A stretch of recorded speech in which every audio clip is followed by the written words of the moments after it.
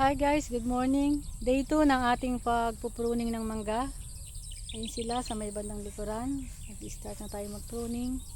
At mamaya ipapakita ko sa inyo kung paano ang tamang pag-pruning ng mangga. Tara!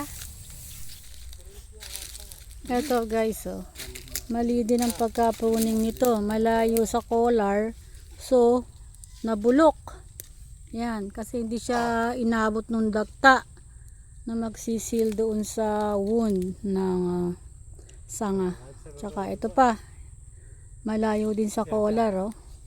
Dapat dito yan. Dito, sa part na to.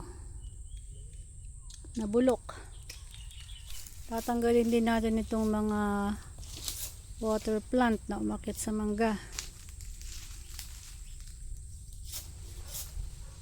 Kakainin to yung nutrients eh. Matalim pa ba kuya? Matalim pa.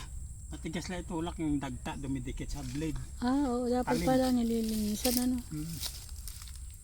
Eto medyo malayo yung pagkakalagari niya kanina. Kaya ipapaulit natin. Medyo malapit sa collar. Pag kasi malayo sa collar, mabubulok lang din ito. Yun.